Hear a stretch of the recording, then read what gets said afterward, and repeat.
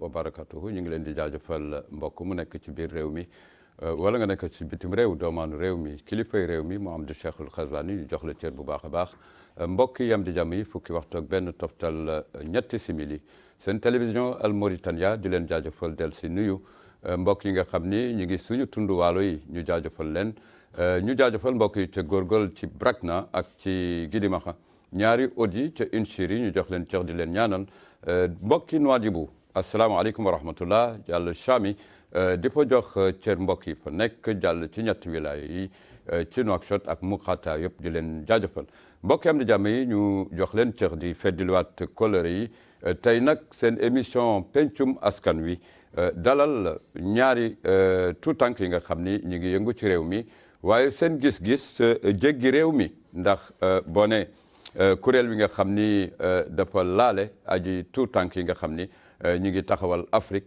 di wuyoo ay panafricain bokk nañ ci ñoo xam ni seen gis-gis yamatul ci réew mi waaye jéggi na réew mi ba mën a yóbbu jogteefu ndaw yi mu mën a compétir sur le plan africain am na solo ñu ngi nuyu njiitu réew mi le président de l'OIA l'Union africaine mu doon njiitu réew moo xam ni dañuy taxaw ci moom ak raaya yi waaye itam gis-gis yi ak na muy doxale mu am solo lool mu war nag doomaanu réew mi yëpp di leen ziara Issa Coulibaly Issa di président kuréel bi ñuy wax APANA GF muy jogteef yi nga xam ni jogteef yu am solo la ñu dalal ko di ko ñaanal jàmm mbokk mi di Fils d'Afrique ki kenn du ko présenté ti kenn muy aar Afrique ak jogteefam waaye muy jaar ci wàllu aada ak cosaan di ko jaajëfal di ko dalal jàmm mbokk yi am di jàmm yi Issa Amadou Coulibaly président kuréel woo xam ni aju ndaw réew mi yu yëngu ci loo xam ni day laale Afrique yëpp asalaamaaleykum wa rahmatullah wa barakatuhu waaleykum salaam wa rahmatullah taala wa barakatuhu maa ngi leen di nuyu yéen ñëpp chers téléspectateurs di leen jaajëfal dina ñaanal jàmm tamit di remercier tamit sunu mag bi tamit Idriss Wade de l'invitation et tout donc bon lu am solo la lu am solo donc xam naa ni on aura aussi le temps de pouvoir gën a développer certains points incha allah taala merci ajutul tànk yangoog ci kuréel yi nga xam ni ràññee nañ leen ci réew mi ak ci Afrique Fils d'Afrique asalaamaaleykum wa rahmatullah waaleykum salaam wa rahmatullah wasalaatu wasalaamu ala man la nabiya baada rabbi shrah li sadri wa yassir li amri wahlul uqdatan min lisani yafqahu qawli subhanaka la ilma lana illa ma allamtana innaka antal alimul hakim Idriss ñu ngi lay ziar di nuyu sunu naataango di ziar ñi nekk ci xarale bi di rafetlu képp kiy teewlu ci waxtu bi di sant ñëpp di gërëm ñëpp di ñaanal yàlla jàmm ci réew mi ci bitim réew ci àddina wërngal këpp jërëjëf allahumma amin dal ak jàmm jaajëf ñu ngi lay jaajëfal alors Issa wax nga ko léegi kuréel yi nga xam ne ñu ngi ci réew mi te di wuyoo loo xam ni seen parcours wala itam seen activité yëpp dafa laale ak jogteefu Afrique di ay réew jukki bi lan la exactement booy taxawal sa réew exactement xam nga instant bi dafa am benn affaire bu nga xamante ni c'est important dafa baax c'est important aussi pour surtout tamit pour la jeunesse c'est-à-dire que tey instant bi xam nga les gens passent à la mondialisation dañu dem ci mondialisation waaw mondialisation mooy lan mondialisation mooy nga xamante ni ku dëkk Mauritanie mën na dem ba France dund foofu et sans problème cohésion sociale boobu mooy mondialisation mondialisation mooy nga xamante ni il y aura une interaction entre le pays même si il est sous-développé par rapport au reste du monde au pays développé au reste du monde ci mondialisation boobu dafa am benn point nga xamante ni c'est important mooy lan mooy le point de l'Afrique réewu Afrique yi merci réewu Afrique yi am na ñu ci taxaw am na ñu taxawagul il y a des pays qui sont développés et il y a des pays qui manquent de développement léegi pour que Afrique bi yëpp mun a daje ci benn idéologie pour mun a participer vraiment à ce monde il faut que les autres Africains qui se sont développés mun a dimbali les autres pays qui sont sur le processus de développement à pouvoir se relever de ce défi gis nga loolu mooy indi le panafricanisme l'idéologie du panafricanisme mooy lan c'est-à-dire on peut pas le panafricanisme nit ñi duñuy xalaat ni c'est d'arriver à unir l'Afrique à un seul président non c'est impossible te du musa am n'est-ce pas Le panafricanisme, c'est dérivé à l'idéologie des Africains. À ce que réewu Afrique man léegi bu fekkee ni par exemple j'ai besoin d'une main d'œuvre étrangère balaa may xalaat ni dama war a dem États-Unis wut foofu benn ingénieur wala kii mun naa au moins xalaat ma dem benn Maroc wala ma dem benn Nigéria wala ma dem benn Côte d'Ivoire wut ko foofu balaa may dem fu sore ci idéologie bi dafa amaat tamit nga xamante ni aujourd'hui quand tu vois les universités les plus grandes universités du monde il y a toujours des Africains derrière tout ça dafa ñëwaat si idéologie ba Afrique dem nga xamante ni créé benn université bu mag nga xamante ni africain yooyu di dem ci bitim weer yi di jàngal mun a toogaa si seen dëkk mun a jàngale former yeneen jeunesse yu nekk fii si Afrique. mais xam nga loolu doguma la président mais yaa ngi wax ci dimension africaine moom laa la laaj yaa ngi ciy tontu mais xam nga réewu Mauritanie dafa nekk benn réew ci biir Afrique bala ngay wàlli yaan par exemple nga yam fi nga dëkk bare na ci concept yu bare yoo xam ni tey jii ñu ngi koy yuuxu ci Afrique par rapport ak Occident ak yenn réew yi par rapport à la colonisation même mu doy waar mais tey jii est-ce que compétition yi mën na nekk te yow defaruwoo sa biir réew foo teg sa réew ci biir Afrique exactement. ok man léegi par exemple mon pays la Mauritanie dafa nekk benn pays boo xamante ni bu jafe loolu lu tax nga ni dafa jafe. bu tout ça dafa jafe ndax dafa am deux points nga xamante ni du nga ko war a relever. muy yan.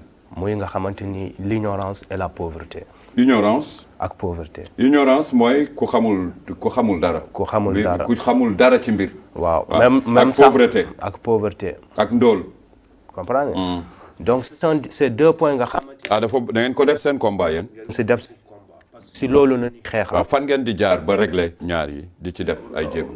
luñ ci mun a si jaar c'est-à-dire c'est la formation et l'emploi. non expliquez leen d'abord. ignorance bi pour lan. ignorance bi. c'est-à-dire tey léegi da ngay gis par exemple les gens qui sont par exemple au village c'est éducation bu ñuy am ak par rapport ak éducation les gens qui sont dans les grandes villes du benn lan moo ko waral selon vous tey da nga xamante ni yow par exemple quand tu es professionnel dans l'éducation tu préfères être affecté en Nouakchott que d'être affecté dans un village dans un village. Pour ñenn ñi mais concept boobu pour ñenn ñi la wala da ngeen ko généraliser. pour régler ko. waaw comme par exemple ñoom xamante ni ils préfèrent rester à Nouakchott que de rester là-bas. parce que ici ils auront presque plus d'opportunités ak yooyu. mais bu fekkee ni ceux qui sont au village sont mal formés. par rapport à ceux qui sont en ville. donc c'est-à-dire que même bu nu fekkee ni nekk nañu en ville. mais il y a une ignorance derrière nous.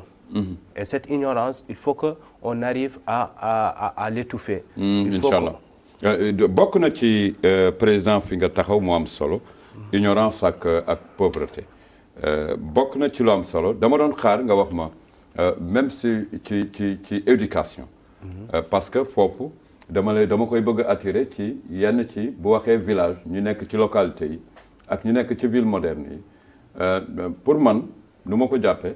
dama doon xaar mu wax ma éducation nos valeurs suñu valeurs culturelles yi aada ak cosaan yi xam nga am na yu bare yoo xam ni boo ko gisee suñu ginnaaw fii da ngay xam ni Afrique war na dellu wala réew mi war na dellu ci suñuy doole loolu daf may yóbbu ci localité yi ñu am taxawaay lool exactement mais boo yemee ci ignorance ku xamul ñàkk xam nga nit dóor na koo xam ni ignorant la boobu ma ngay yàq dooleem wala di indi coow waaye est-ce que mënuñu tepp ba jàngale tette changer comportement ak yenn yu bëri alors fii d'Afrique dégg nga président Issa lu mu wax muy jiite kuréel bu ndaw réew mi waaye di yëngu ci Afrique exactement.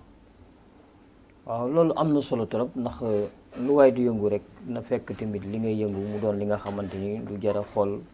maanaam lu waral mu yonjoxe. ndax bu ñu xoolee comme je l'avais dit l'Afrique dafa des lu bëri. parce que c'est pas du problématique la bi nga xamante mais ñoo ngi toog suñu réew léegi.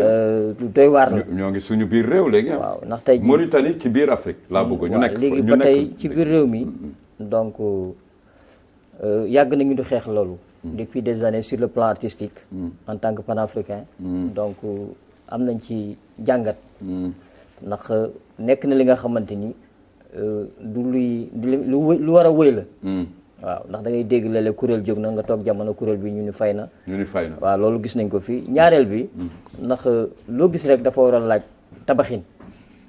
ni ñu koy doore. waaw tabaxin ci wolof mooy li nga xamante ni dañ koy li nga xamante maanaam dañu war a soqali. noonu lañ ko war doore.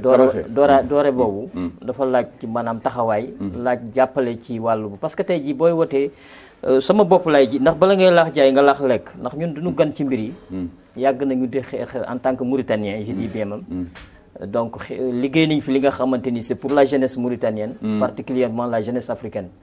donc tey jii loolu ba tey léeg-léeg sax booy nekk di xeex ci wàllu Afrique dafa am ñu muy déranger.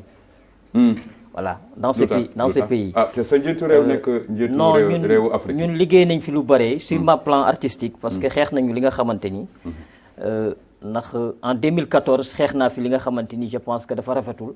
en tant que sa doomu nga nekk mauritanien. sa doomu sénégalais bi. di sonn ci diggante bi doomu mauritanien bi di sonn. en tant que frère africain.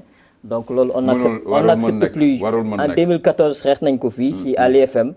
à l'Institut français. mais dafa am ñi nga xamante ni ay mauritaniens lañu. ñooy dagg message bi. waaw nga xam ne nit ki booy woote dara na doon lu dëggu. loolu dañ ciy def jàngat parce que ci réew mi la nekkoon ndax gis nga foofu may waxee foofu maanaam tey jii. da ngay gis li nga xamante ni parce que dama naan pourquoi un Africain ouvert laisse ses frères endormis. waaw laisse ses frères endormis. endormis waaw. yow nga nekk Afrique comme fu mu waxee léegi. moom léegi yeewu na. war na yee kii nelaw war na yee keneen. kii nelaw kooku nag moom ci wàllu ignorance. bu yeewoo yee keneen. kooku mu war a yee. mi ngi nelaw. donc pourquoi une Africaine n'aime pas sa couleur. léegi gis africaine bu xamul couleur am. su ma ko waxee am na ci Mauritanie. comme man ma ñuul bëgguma sama couleur. waaw pourquoi un Africain regarde ses frères pour qu'il quitte chez lui. un Africain regarde ses frères pour qu'il quitte chez lui. Africain yi di xoolante. waaw xoolante bët nga may xoolee bët pour ma jóge sa réew. parce que de telle sorte barki démb maa ngi dégg benn affaire bu xew fii. mais africain yaa ngi dem ñu ngi dem. dégg naa fi benn affaire démb ay jeunes y a des jeunes mauritaniens. di daan seen doole. ñu naan nañu génne étranger yi kooku erreur de communication la étranger kenn du ko génne parce que bu fekkee parce que am nañ fa njëriñ. waaw ñu ne nañu génnee maliens yi. yow booy génnee ni da ngay génne ku sàcc. booy génnee ni da ngay génne ku nga xam ne def na dara waaye ki nga xam ne ki daan dooleem. nga ni yow daf lay déranger te wërsëgam lay wut. en tant que frère africain ndax moom nu mu nekkee sa réew tey. ni doomu mauritanien bi nekk fi doomu Mali bi mi ngi foofu. non bu xaalis bu muy liggéey ñu koy fay daf koy delloo si. maanaam bu nu xoolee mbir mi mbir mi dafa nekk ci kuréel gu yaatu. parce que wax na wax bu am solo léegi. muy ban ndax tey jii bala ngay laax jaay nga laax lekk. waaw léegi tey bala ngay jóge fii léegi. di dem ba ay réew. maanaam complexité africaine la. ngay jëli benn der bu weex. pour mu liggéeyal la. te nga war a jëli sa voisin africain. gis nga mbir mi jafewul. Afrique bu nu xoolee carte bi benn bopp la. kenn mënu ko xar ñaar. tey jii yàlla def suñu jiitu réew son excellence monsieur Mohamed Ghazouani mu yore affaire africaine bi mais teewul démarche yi dans ces pays gisaguma ko. am na gisaguma taxawaay bi franchement gisaguma taxawaay bi gisaguma li nga xamante ni wane ne couleur africaine ci Mauritanie. ci réew mi ci présence doomaanu réew mi. ci présence am moom parce que avant moom sax am na ko fi jaaram joxoon nañ ko. parce que man toujours damay gis mbir mi. dafay fa mel ne kii bi rek tur bee fi nekk. tur bee fi nañu waxante dëgg.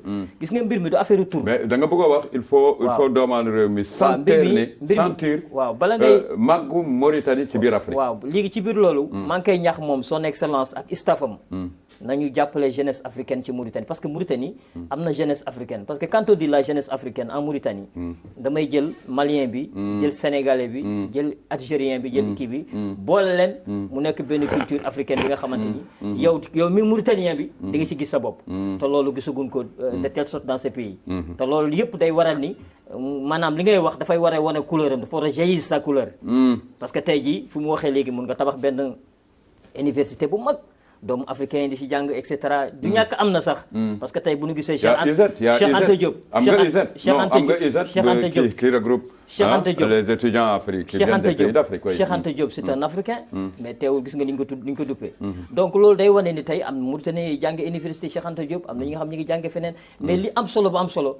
africain bi nañ joxante loxo defar xol yi. parce que man je l'avais dit je ne suis pas un africain noir. ni un africain blanc je suis un africain par le sang rouge. Man, fils d'Afrique, je ne suis pas un Africain noir. Parce que le sang est rouge. Ni un Africain blanc, je suis un Africain par le sang rouge. Donc ça signifie, nous sommes des Africains. Parce que tay, bo ma xossé man nga xoss kenen deret bu xonk moy genn. Mais nañu gëma jallale message yi comme mom limu wax dafa am solo ci kurelam ki nga xamanteni artiste la parce que je pense que la communauté artistique ku nek am nga manam prestation ci walu Afrique li nga xamanteni dina développer la jeunesse africaine mu indi ben concorde sociale parce que lolu moy développer à l'avenir. loolu day tax mbir mi di gën a feeñ. Issa dégg nga l'artiste li mu wax parce que oui il est très connu en Afrique et puis ci fànn culture la am na doomaanu réew mi ñoo xam ni yamatuñu seen réew dañu bëgg combat bi gën a weesu fii mu continuer xam ni ëllëg dañu am njort ni réewu Afrique mën nañu retrouver wu interlier yenn échange yu bare yoo xam ni mais dégg nga li mu wax nee na réew mi moom sentirul ne li njiitu réew mi nekk njiitu réewu Union africaine sentiru ko ci mais exactement partage loolu wala lan ngeen ci jublu exactement. moom instant bi lu mu wax moom wax na gis-gisam fekkee peut-être loolu la gis.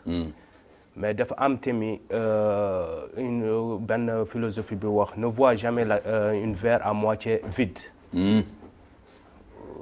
Il faut essayer de le voir aussi à moitié plein. Pleinement, oui. C'est-à-dire qu'il y a des choses qui ont été faites et ça reste.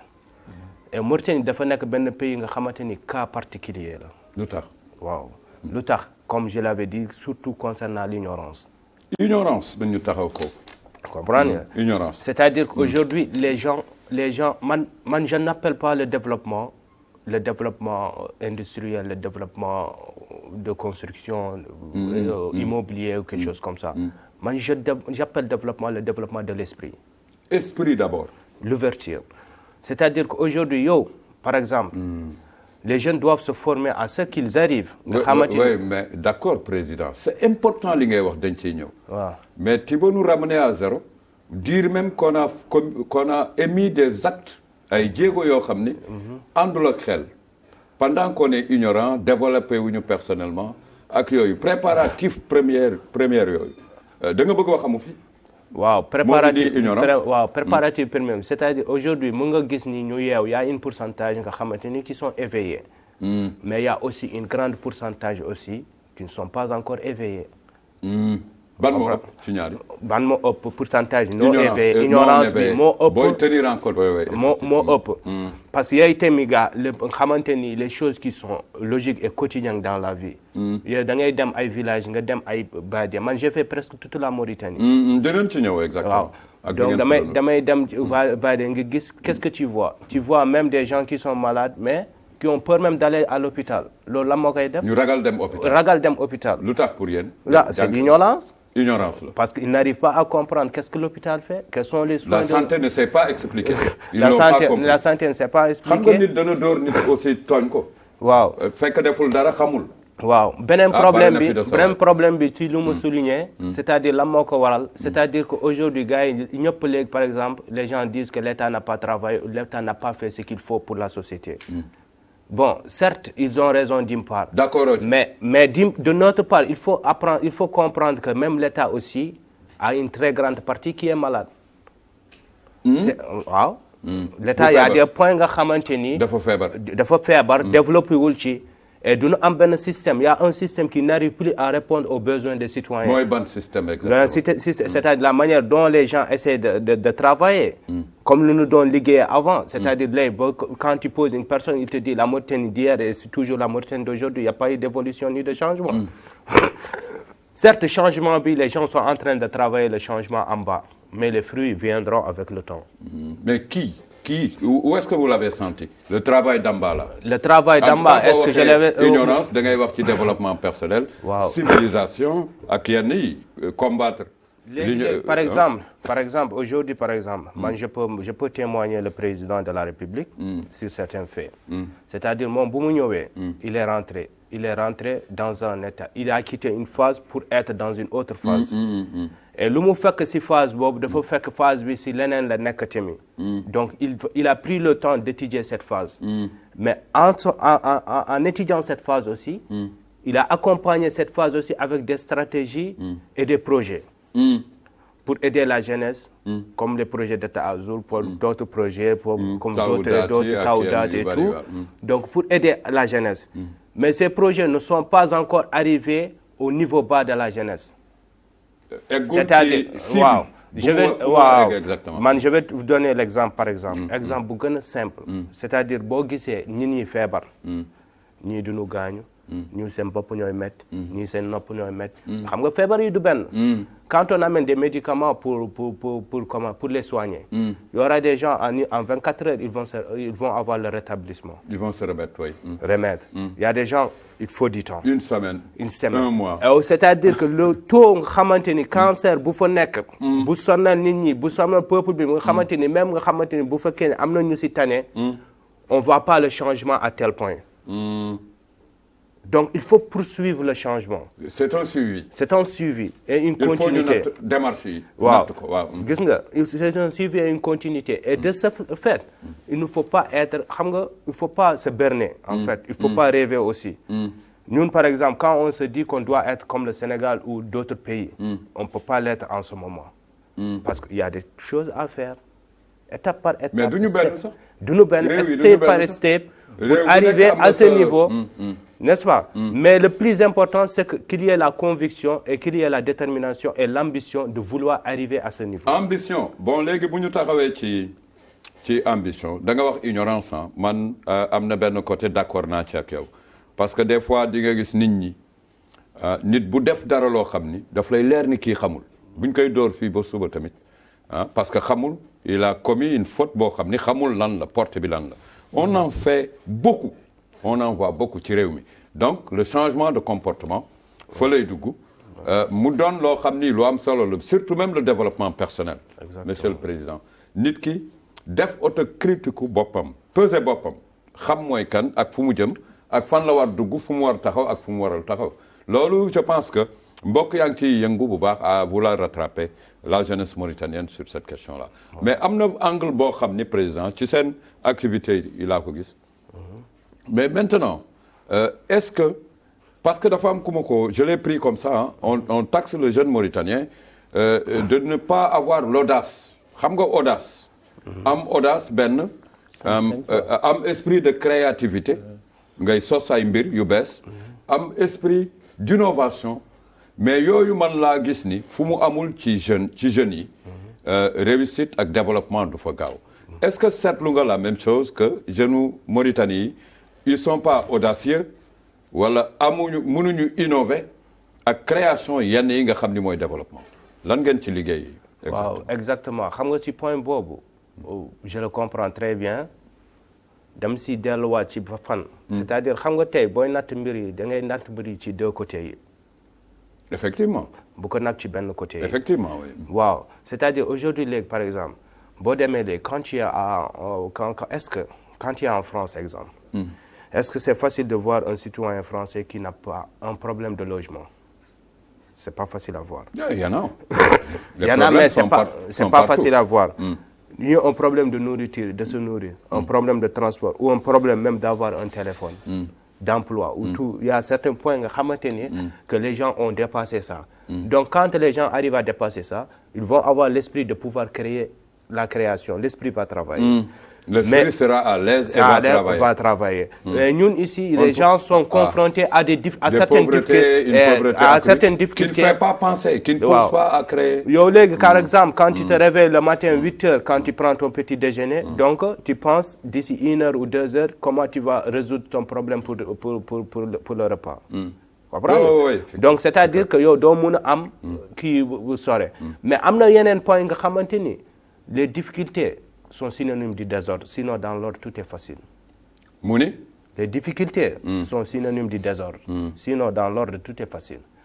On a un manque d'organisation, que ce soit dans l'État, que ce soit dans nos vies nous-mêmes, que ce soit en famille, que ce soit dans la société.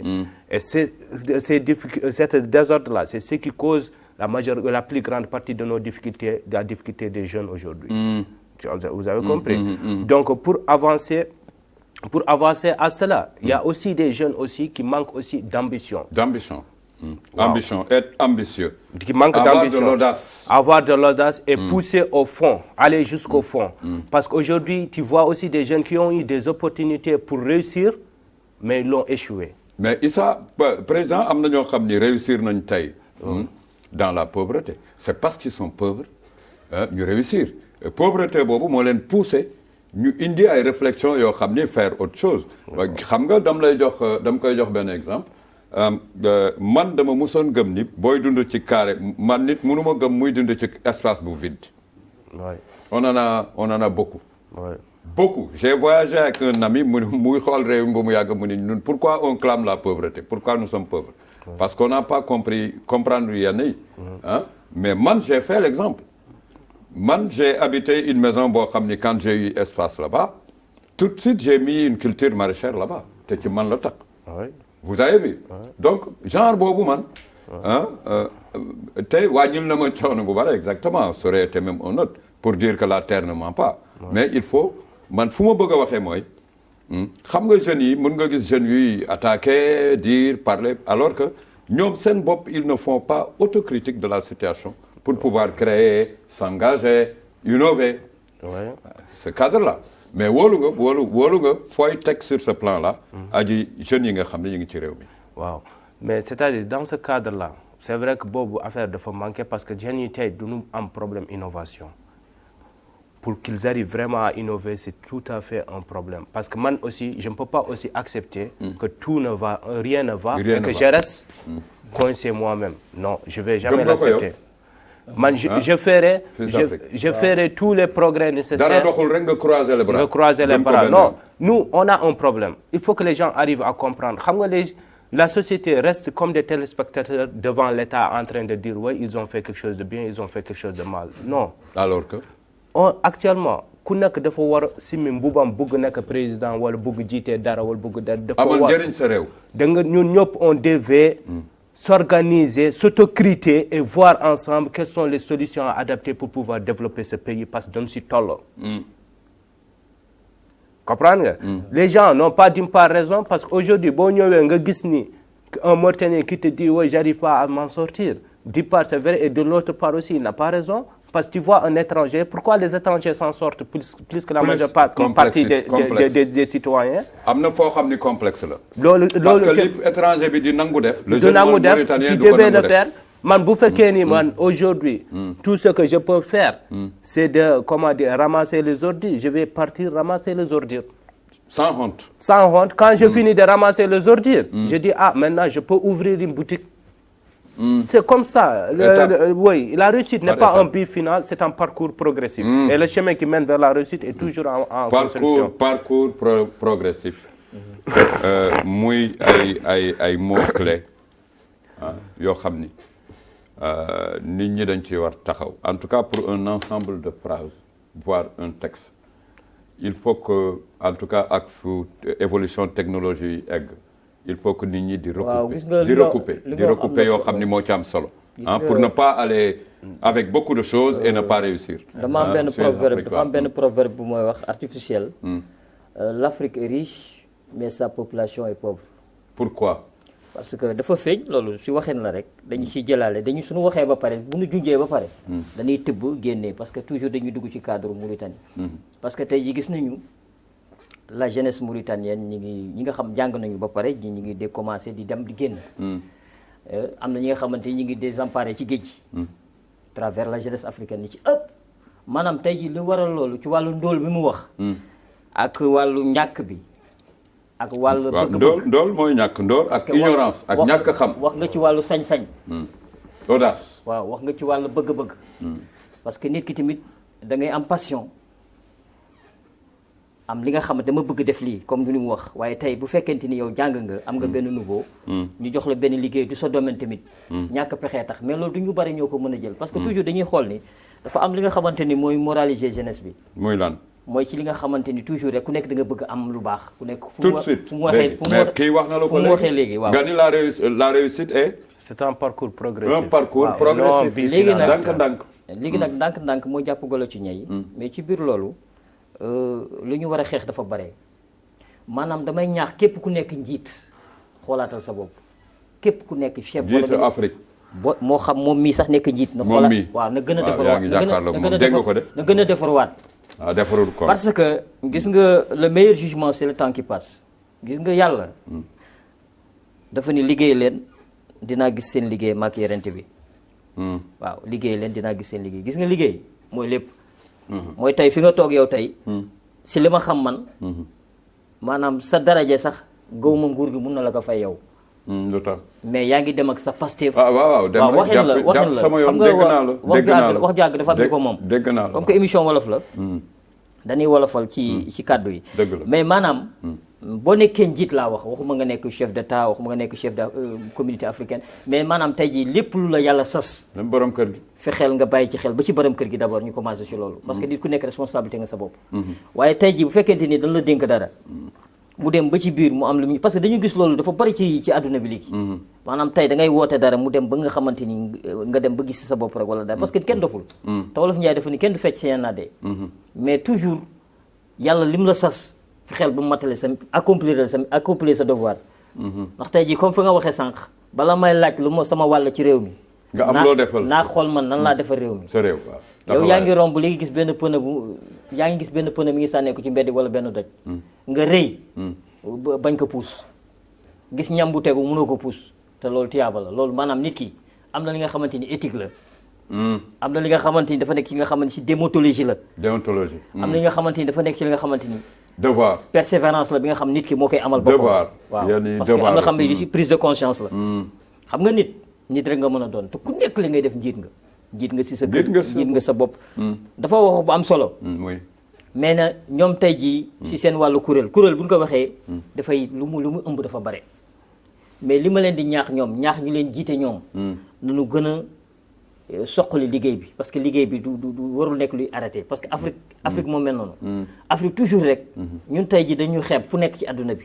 ñun réew mi wala. der bu ñuul wala Afrique ci der bu ñuul. parce que tey jii boobu yaa ngi dagg Afrique.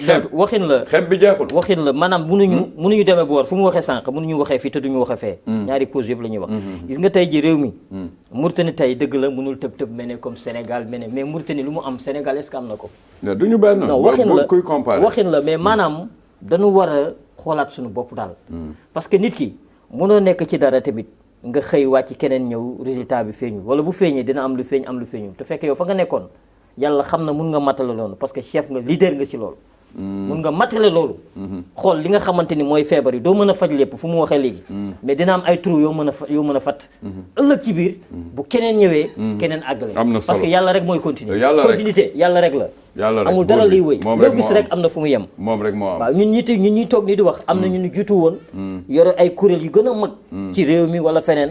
tey ji gisatuñu leen waaye ana résultat boobu. jërëjëf dégg nañ la xam nañ fi muy waxee mu am solo lool muy nekk alerte yu doy waar prise en garde la mise en garde du moins nekk na loo xam ni lu am solo la taxaw seetlu dana wàññi ignorance dana wàññi ëllëg nit ki bala muy dugg ci dara mu xool ko pour bañ cee néew am na solo lool mu nekk loo xam ni Fils d'Afrique mbokk yi la ñu toogal il a un combat culturel vraiment cosaanu dina ñëw ci yow nga taxawal cosaanu aada réew mi fan lañ ko teg ci yenn dimension yi en tout cas gis nañu réew yu bare sur le plan touristique ak yooyu ñuy jéggaan si suñu moomeelu aada ak cosaan yi donte na nga tu es artiste culturel xam naa après le link va avoir lieu ay doomaanu réew yi nga xam ni ñi ngi amal jogteef yi nga xam ni day laale réewu Afrique yi mu doon lu am solo man xool ma dara beneen réew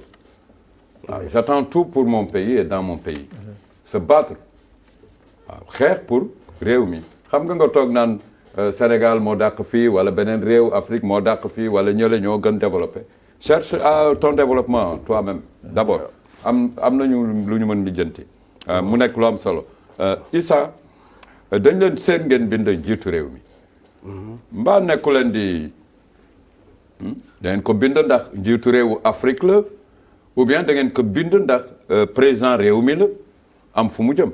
waaw ñun duñ ko bind parce que jiitu réew mu Afrique la président réew bi la gaa avant tout.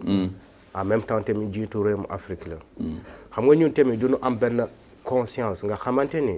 nous on rejette rien.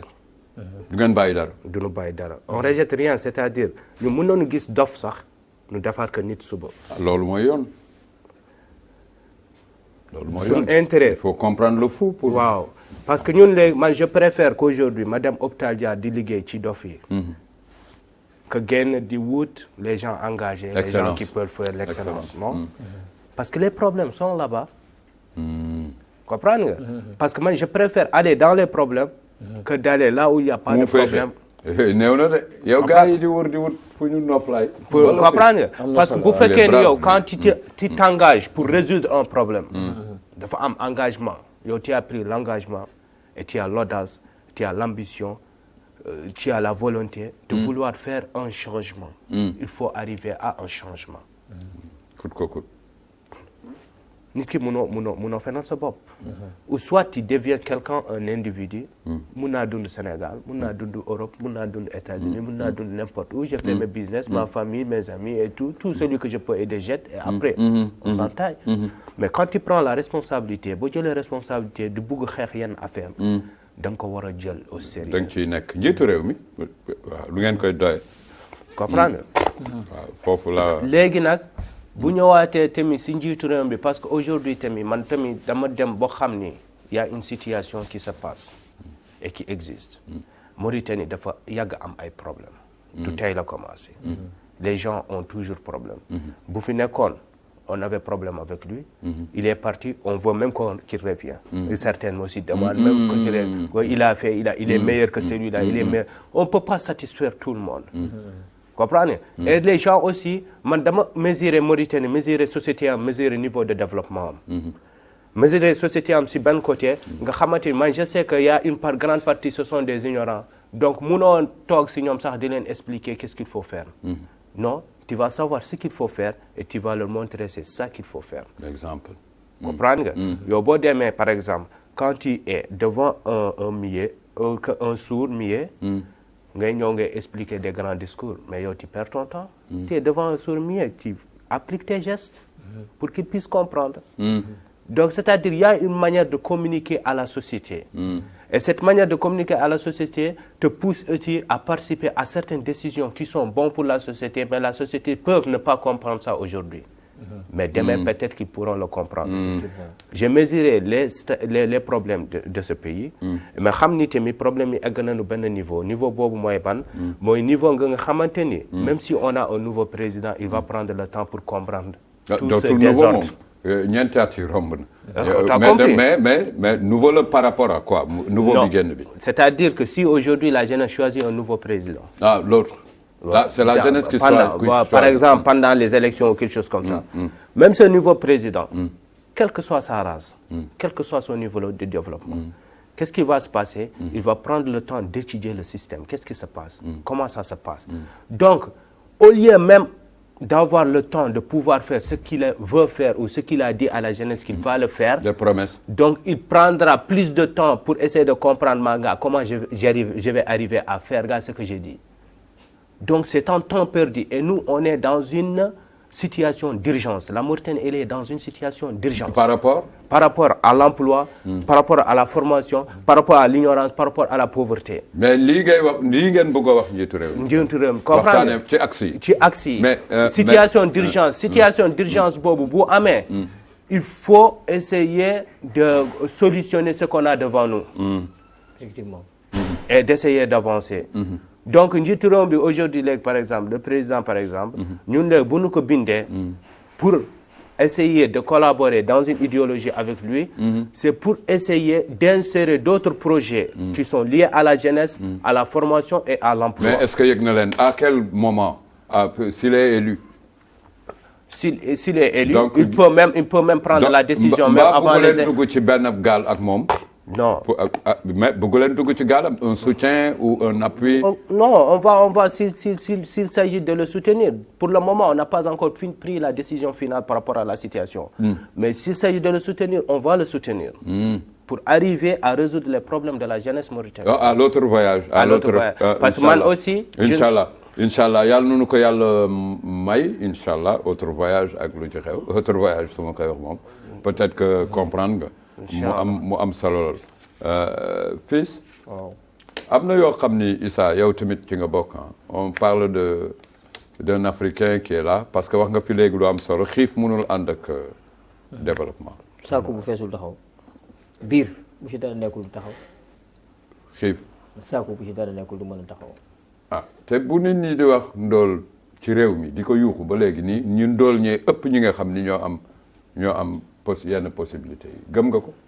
waaw gëm naa ko ba tey parce que toujours rek dañuy xoolaat mbir mi ndax gis nga am na xam neexuloo wax. y a les programmes là les grands programmes de Tazo Tawdati Daari ak yenn yu bare. ñu bare qui sont mis en. est-ce que mun nga wax ci impact yi ñu ñëwaat ci yow. ci impact yi waaw bàyyil fii sa. parce que bu ñu xoolee am na li nga xamante ni dafa yi gàllankoor. maanaam ci wàllu yonjaxe. xamante ni mooy indi. gàllankoor yi si li ñuy wax ndax mooy li nga wax léegi parce que tey jii dafa am solo moom mi tey seen kuréel gu lëy la rawatina mu nekk doomu réew mi wala dama naan ñu wër réew mi aussi ñu nekk doomu réew mi parce que tey vision bi benn la activité bi benn la samay mbir la ba tey parce que ñun tey dañuy associé wu ci association yu bari rawatina association boobu ñu nekkoon donc muy association internationale pour la promotion des excellences. Des excellences yi. en Afrique. En Afrique mais pas en Mauritanie. Pas en Mauritanie. am na excellence mais c'est-à-dire mais fii la projet bi nekk exemple. parce que nit ki tamit nit ki fu mu waxee léegi. dama koy dolli maanaam moom tey li mu boot nii. Mauritanien bi da ciy gis boppam mais africain bi da ciy gis boppam. parce que moom tey bu association am tey du association panafricaine lay nekk. ndax tey mun na am keneen ku bëgg a intégrer. fekk du doomu réew mi. exemple. vous avez des succès mais moom am na lu ko mën a dimbalee. en tant que mu wax ñu ko rapidement en tant qu'africain. naka ngeen tëddee ci en tant Afrique qu'africain parce que ak lan ngeen jot a def ci réew mi. exactement foofu parce que bokk ci biram la quoi.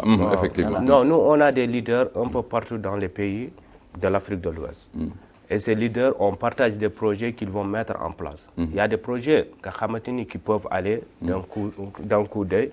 Et il y a d'autres aussi qui demandent aussi une autre réflexion pour d'autres formations. Mais chaque pays dépend de l'état de son urgence. Nous sommes état d'urgence en Mauritanie, c'est l'ignorance et la pauvreté. Il faut d'abord travailler sur ces deux points.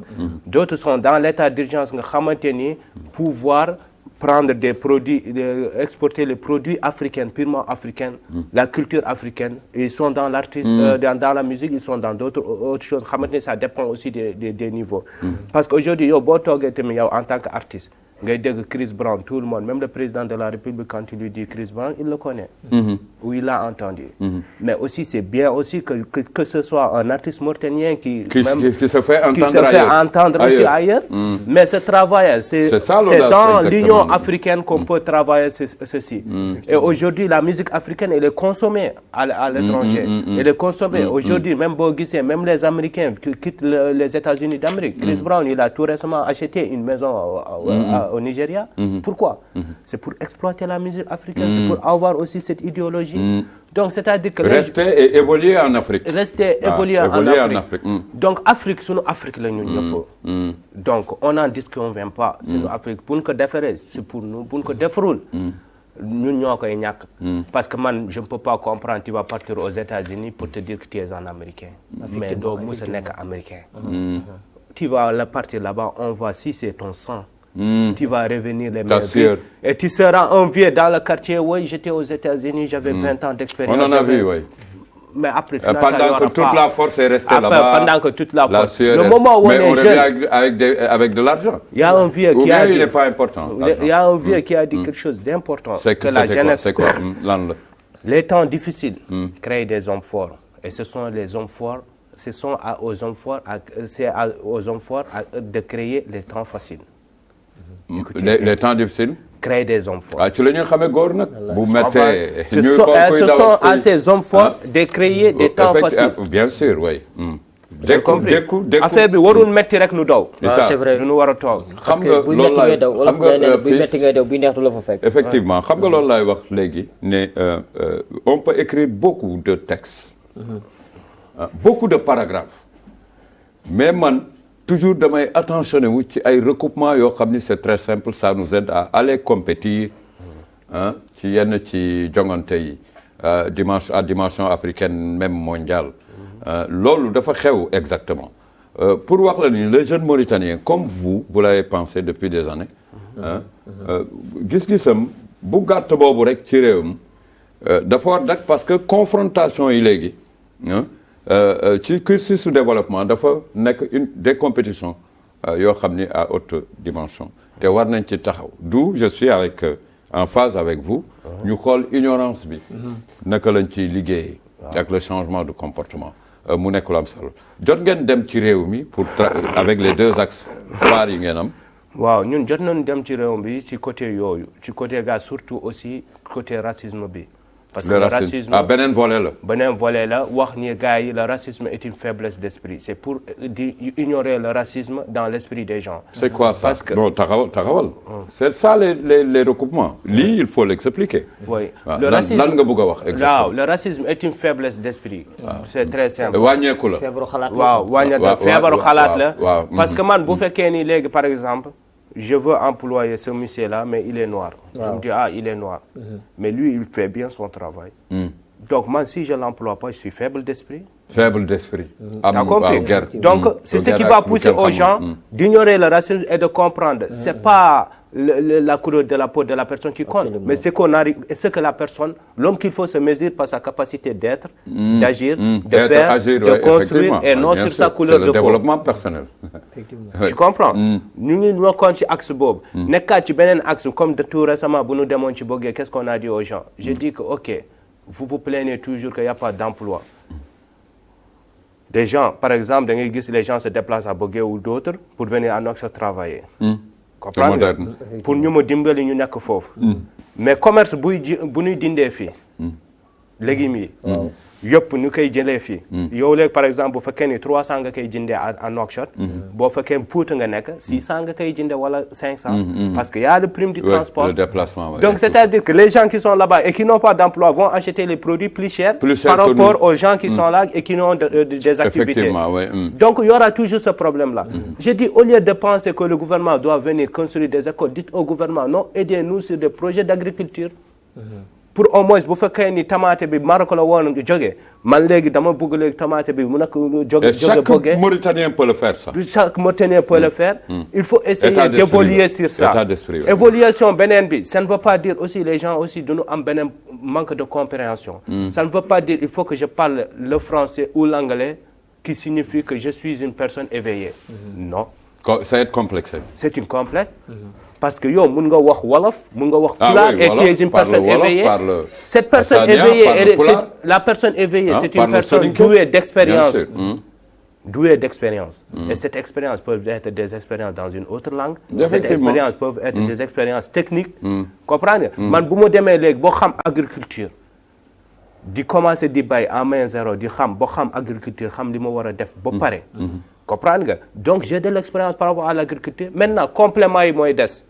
Les compléments yi ñun mooy sunu rôle boobu mooy lan c'est-à-dire faire des campagnes de formation sur l'agriculture naka ngay mën a amee niveau bi naka ngay mën a développer ci niveau bi et yooyu et ces campagnes de formation quelque chose comme ça peut être fait dans n'importe quelle langue. Mais boo déggee pétrole ak gaz fii très prochainement doo tiit par rapport à l'engagement des jeunes la formation professionnelle. ak yooyu le métier l'emploi. waaw xam nga léegi doo tiit. non non c'est-à-dire waroo si tiit xam nga xam nga lu tax. parce que léegi tey xam nga nit ñi ñëpp lu ñu comprendre c'est que la jeunesse manque de formation. surtout la jeunesse mauritanienne. nañu waxtaan ci dëgg. comprendre nga. parce que tout le monde cherche un bon travailleur.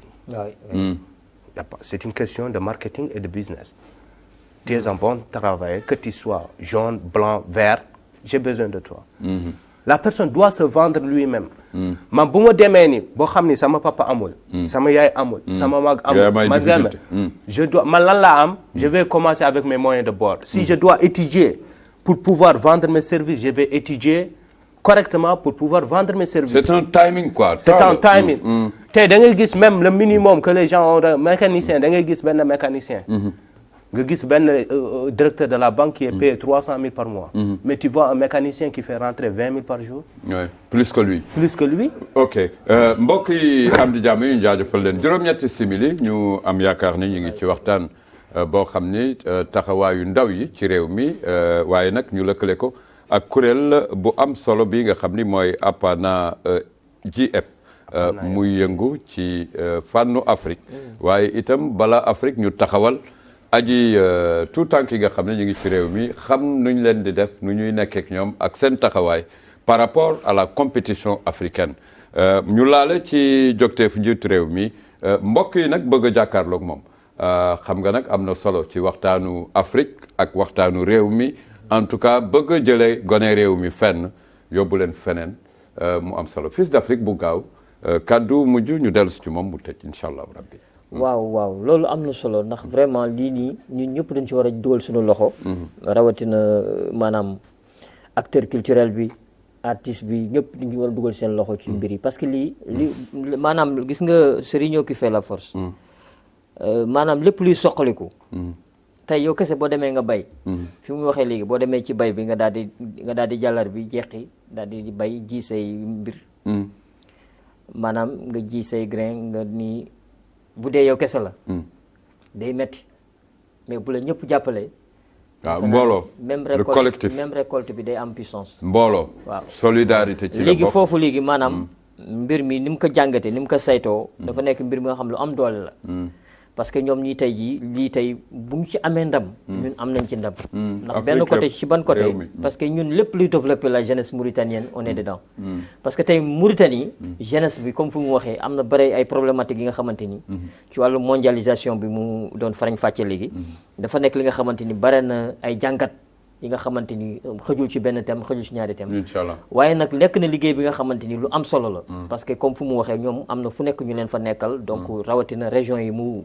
am tànk foofu loolu rek expérience la ndax ci biir boo xam am na fi nga xamante ni nee na maanaam am na ñi nga xam ne dañuy ragal dem faju ji waaw ragal faju ji parce que waaw léegi ñooñu bu fekkonte ni tey am na ñu leen moraliser tuuti xëy na ñu xam maanaam man dama war a dem faju ji ndax loolu maanaam nee nañu nit ki toujours rek yàlla bay sa tool waaw waaye tamit toujours li ma gis ci Mauritanie benn mbir bi nga xam ne maanaam tey dañuy gis li nga xam ne dafay dem ba taxaw am ñu leen ko yàqal waaw dara du am nga ne ngeen dem ba taxaw ba tey jii parce que tey jii lii xalaat bu rafet la ñëpp dañ ci war a dugal seen loxo waxuma sax Mauritanie mais donc le chef des états africains laay wax wala le chef d'état africain yëpp ku nekk war nga dugal sa loxo ci mbir mi parce que mbir mi bu ndamu Afrique la ndax tey jii maanaam dans la société humaine ngay jàppale ay nit comme fu mu waxee nga gis dof def ko nit donc parce que il faut écouter en parole de sage parce que adduna bi dafa doy waar léegi dëgg la waaw adduna bi il faut accepter encore d'écouter en parole de fou oui déglu tout le monde ñëpp.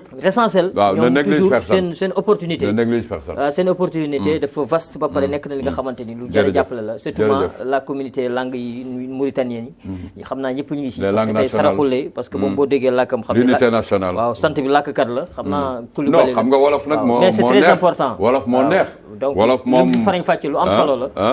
leen di ñaanal yàlla gën a taxawal mbir yi parce que vraiment lu am solo la. n'est-ce pas. ceebu jën. oui tu vois de.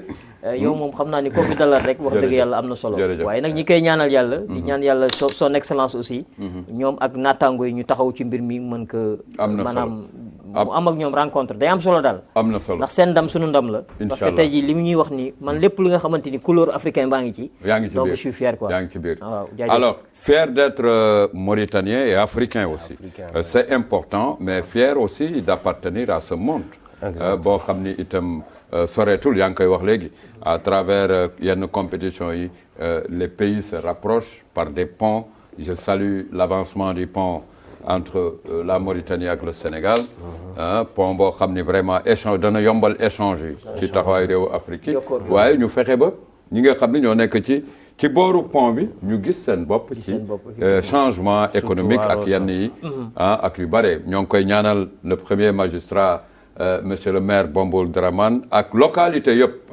exactement vive le Waalo mu jëm ci kanam dañu bëgg yi nga xam ni ñu ngi koy wane suñu gannaaw muy nataal yoo xam ni yu am solo la ci fànnu napp gi mbay gi agriculture ak yenn yu bare doomaanu réew mi à travers cette structure panafricaine buur bi yàlla may leen ngeen jàkkaarloog njiitu réew mi wax ak moom ak li ngeen bëgg ak fu ngeen taxawee waaye je rappelle que ils ont fait plusieurs régions pour sensibiliser la population waaye itam apporter leen des solutions pour qu'on puisse avoir une Mauritanie et sa jeunesse qui a bien compris bu amul ignorance ak pauvreté du yomb nag peut-être que di ngeen ko xool ak porox ndoll la ak njiitu réew mi ak ñenn ñi ak seen jogteef yàlla na ko buur bi yàlla antul bi jaayil Moustapha al Karim Seydina Mohamed mbokk yi am di jàmm yi nuyu kilifa googu di Oumar Gueye chantier naval bu Nouadhibou ñu jox cër mbokk yi nga xam ni ñu ngi ci Rosso jaabante bi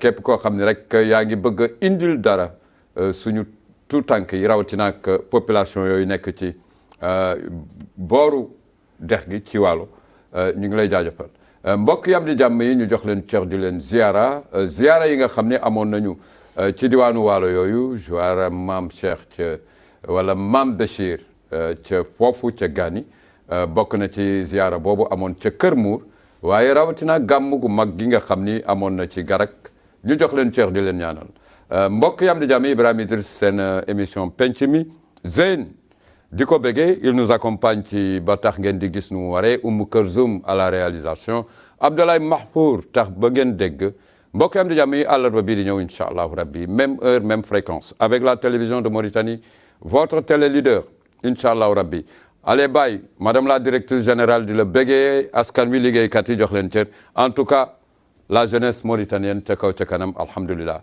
Ibrahima Idriss penc mi asalaamualeykum wa rahmatullah wa barakatuhu